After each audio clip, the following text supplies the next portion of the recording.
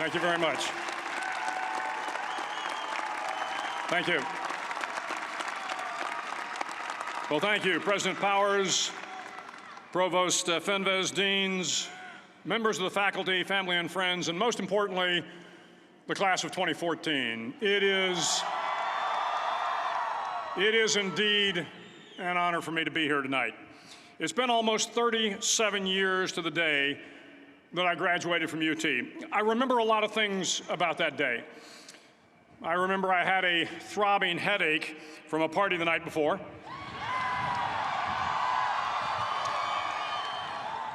I remember I had a serious girlfriend, who I later married. That's important to remember, by the way. And I remember I was getting commissioned in the Navy that day. But of all the things I remember, I don't have a clue who the commencement speaker was, and I certainly don't remember anything they said. So acknowledging that fact, if I can't make this commencement speech memorable, I will at least try to make it short. So the university's slogan is, what starts here changes the world. Well, I've got to admit, I kind of like it. What starts here changes the world. Tonight, there are almost 8,000 students, or there are more than 8,000 students graduated from UT. So that great paragon of analytical rigor, Ask.com, says that the average American will meet 10,000 people in their lifetime. 10,000 people, that's a lot of folks. But if every one of you changed the lives of just 10 people, and each one of those people changed the lives of another 10 people, and another 10, then in 5 generations, 125 years, the class of 2014 will have changed the lives of 800 million people. 800 million people. Think about it. Over twice the population of the United States. Go one more generation, and you can change the entire population of the world, 8 billion people. If you think it's hard to change the lives of 10 people, change their lives forever, you're wrong. I saw it happen every day in Iraq and Afghanistan. A young Army officer makes a decision to go left instead of right down a road in Baghdad, and the 10 soldiers with him are saved from a close-in ambush. In Kandahar province, Afghanistan, a non-commissioned officer from the female engagement team senses that something isn't right and directs the infantry platoon away from a 500-pound IED, saving the lives of a dozen soldiers. But if you think about it, not only were those soldiers saved by the decisions of one person, but their children were saved, and their children's children. Generations were saved by one decision, one person. But changing the world can happen anywhere, and anyone can do it. So what starts here can indeed change the world. But the question is, what will the world look like after you change it? Well, I'm confident that it will look much, much better. But if you'll humor this old sailor for just a moment, I have a few suggestions that may help you on your way to a better world. And while these lessons were learned during my time in the military, I can assure you that it matters not whether you ever served a day in uniform. It matters not your gender, your ethnic or religious background, your orientation, or your social status. Our struggles in this world are similar, and the lessons to overcome those struggles and to move forward, changing ourselves and changing the world around us, will apply equally to all. I've been a Navy SEAL for 36 years, but it all began when I left UT for basic SEAL training in Coronado, California. Basic SEAL training is 6 months of long, torturous runs in the soft sand, midnight swims in the cold water off San Diego, obstacle courses, unending calisthenics, days without sleep, and always being cold, wet, and miserable. It is 6 months of being constantly harassed by professionally trained warriors who seek to find the weak of mind and body and eliminate them from ever becoming a Navy SEAL. But the training also seeks to find those students who can lead in an environment of constant stress, chaos, failure, and hardships. To me, basic SEAL training was a lifetime of challenges crammed into 6 months. So here are the 10 lessons I learned from basic SEAL training that hopefully will be of value to you as you move forward in life. Every morning in SEAL training, my instructors, who at the time were all Vietnam veterans, would show up in my barracks room, and the first thing they'd do was inspect my bed. If you did it right, the corners would be square, the covers would be pulled tight, the pillow centered just under the headboard, and the extra blanket folded neatly at the foot of the rack. It was a simple task, mundane at best, but every morning we were required to make our bed to perfection. It seemed a little ridiculous at the time, particularly in light of the fact that we were aspiring to be real warriors, tough, battle-hardened SEALs. But the wisdom of this simple act has been proven to me many times over. If you make your bed every morning, you will have accomplished the first task of the day. It will give you a small sense of pride, and it will encourage you to do another task, and another, and another. And by the end of the day, that one task completed will have turned into many tasks completed. Making your bed will also reinforce the fact that the little things in life matter. If you can't do the little things right, you'll never be able to do the big things right. And if by chance you have a miserable day, you will come home to a bed that is made, that you made. And a made bed gives you encouragement that tomorrow will be better. So if you want to change the world, start off by making your bed. During training, the students are all broken down into boat crews. Each crew is 7 students, 3 on each side of a small rubber boat, and 1 coxswain to help guide the dinghy. Every day, your boat crew forms up on the beach and is instructed to get through the surf zone and paddle several miles down the coast. In the winter, the surf off San Diego can get to be 8 to 10 feet high, and it is exceedingly difficult to paddle through the plunging surf unless everyone digs in. Every paddle must be synchronized to the stroke count of the coxswain. Everyone must exert equal effort, or the boat will turn against the wave and be unceremoniously dumped back on the beach. For the boat to make it to its destination, everyone must paddle. You can't change the world alone. You will need some help. And to truly get from your starting point to your destination takes friends, colleagues, the goodwill of strangers, and a strong coxswain to guide you. If you want to change the world, find someone to help you paddle. Over a few weeks of difficult training, my SEAL class, which started with 150 men, was down to just 42. There were now 6 boat crews of 7 men each. I was in the boat with the tall guys, but the best boat crew we had was made up of the little guys, the Munchkin crew, we called them. No one was over 5'5". The Munchkin boat crew had 1 American Indian, 1 African American, 1 Polish American, 1 Greek American, 1 Italian American, and 2 tough kids from the Midwest. They out-paddled, outran, and outswam all the other boat crews. The big men in the other boat crews would always make good-natured fun of the tiny little flippers the Munchkins put on their tiny little feet prior to every swim. But somehow these little guys from every corner of the nation and the world always had the last laugh, swimming faster than everyone and reaching the shore long before the rest of us. SEAL training was a great equalizer. Nothing mattered but your will to succeed, not your color, not your ethnic background, not your education, not your social status. If you want to change the world, measure a person by the size of their heart, not by the size of their flippers. Several times a week, the instructors would line up the class and do a uniform inspection. It was exceptionally thorough. Your hat had to be perfectly starched, your uniform immaculately pressed, your belt buckle shiny and void of any smudges. But it seemed that no matter how much effort you put into starching your hat or pressing your uniform or polishing your belt buckle, it just wasn't good enough. The instructors would find something wrong. For failing the uniform inspection, the student had to run, fully clothed, into the surf zone, then wet from head to toe, roll around on the beach until every part of your body was covered with sand. The effect was known as a sugar cookie. You stayed in the uniform the rest of the day, cold, wet, and sandy.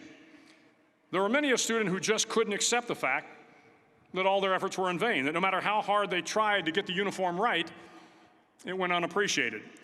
Those students didn't make it through training. Those students didn't understand the purpose of the drill. You were never going to succeed. You were never going to have a perfect uniform. The instructors weren't going to allow it. Sometimes, no matter how well you prepare or how well you perform, you still end up as a sugar cookie. It's just the way life is sometimes. If you want to change the world, get over being a sugar cookie and keep moving forward.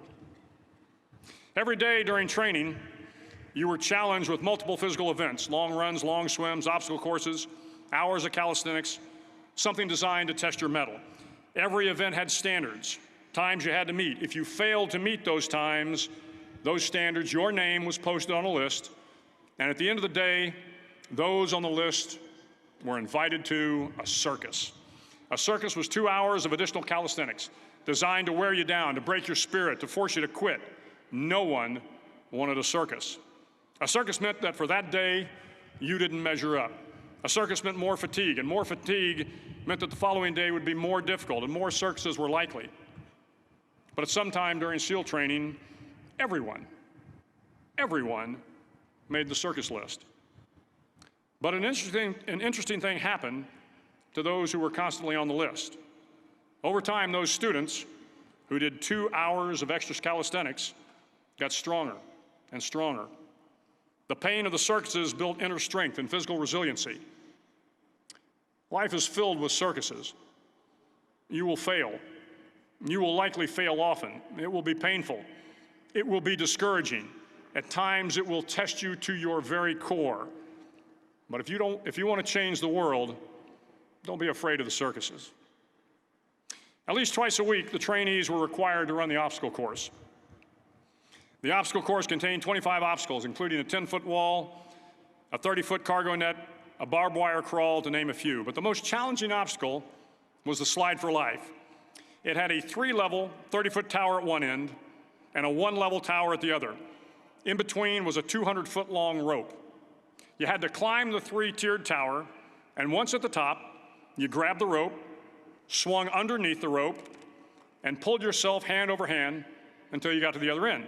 The record for the obstacle course had stood for years when my class began in 1977. The record seemed unbeatable until one day a student decided to go down the slide for life head first. Instead of swinging his body underneath the rope and inching his way down, he bravely mounted the top of the rope and thrust himself forward. It was a dangerous move, seemingly foolish and fraught with risk. Failure could mean injury and being dropped from the course. Without hesitation, the student slid down the rope perilously fast. Instead of several minutes, it only took him half that time.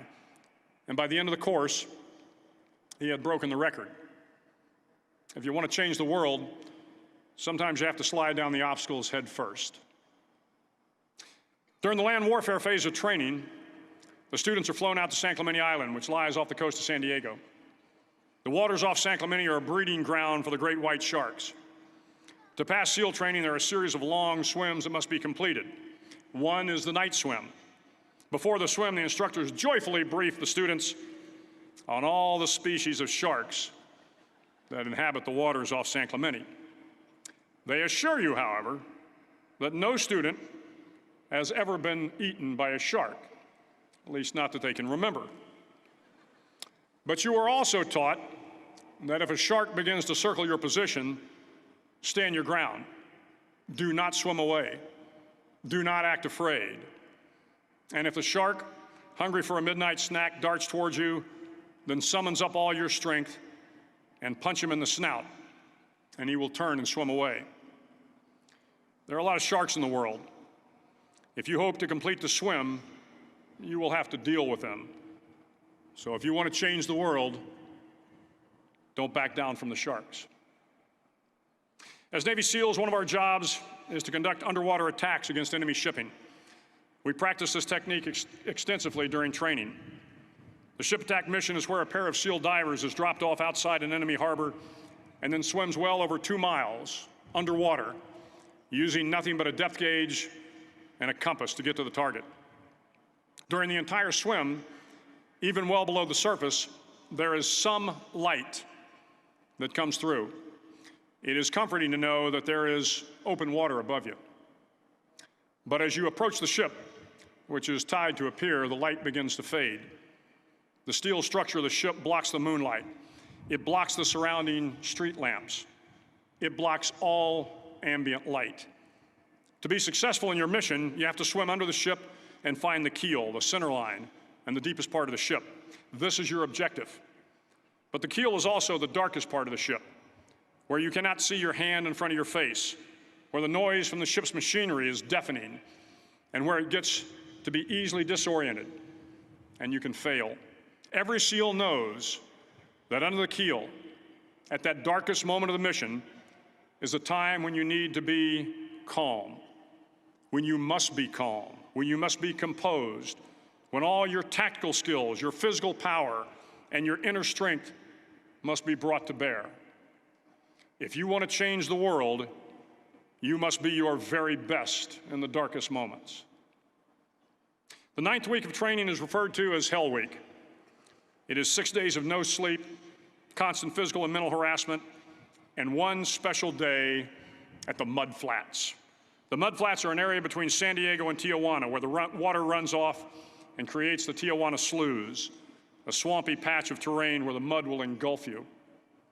It is on Wednesday of Hell Week that you paddle down to the Mud Flats and spend the next 15 hours trying to survive this freezing cold, the howling wind, and the incessant pressure to quit from the instructors. As the sun began to set that Wednesday evening, my training class, having committed some egregious infraction of the rules, was ordered into the mud. The mud consumed each man till there was nothing visible but our heads. The instructors told us we could leave the mud if only 5 men would quit. Only 5 men, just 5 men, and we could get out of the oppressive cold. Looking around the mud flat, it was apparent that some students were about to give up. It was still over 8 hours till the sun came up. 8 more hours of bone-chilling cold. The chattering teeth and the shivering moans of the trainees were so loud, it was hard to hear anything. And then one voice began to echo through the night. One voice raised in song. The song was terribly out of tune, but sung with great enthusiasm. One voice became 2, and 2 became 3, and before long, everyone in the class was singing. The instructors threatened us with more time in the mud if we kept up the singing, but the singing persisted. And somehow the mud seemed a little warmer, and the wind a little tamer, and the dawn not so far away. If I have learned anything in my time traveling the world, it is the power of hope. The power of one person, a Washington, a Lincoln, King, Mandela, and even a young girl from Pakistan, Malala. One person can change the world by giving people hope. So if you want to change the world, start singing when you're up to your neck in mud. Finally, in SEAL training, there's a bell. A brass bell that hangs in the center of the compound for all the students to see. All you have to do to quit is ring the bell. Ring the bell, and you no longer have to wake up at 5 o'clock. Ring the bell, and you no longer have to be in the freezing cold swims. Ring the bell, and you no longer have to do the runs, the obstacle course, the PT, and you no longer have to endure the hardships of training. All you have to do is ring the bell to get out. If you want to change the world, don't ever, ever ring the bell. To the class of 2014, you are moments away from graduating, moments away from beginning your journey through life, moments away from starting to change the world for the better. It will not be easy, but you are the class of 2014, the class that can affect the lives of 800 million people in the next century. Start each day with a task completed. Find someone to help you through life. Respect everyone. Know that life is not fair and that you will fail often. But if you take some risks, step up when the times are the toughest, face down the bullies, lift up the downtrodden, and never, ever give up. If you do these things, the next generation and the generations that follow will live in a world far better than the one we have today. And what started here will indeed have changed the world for the better. Thank you very much. Hook 'em horns.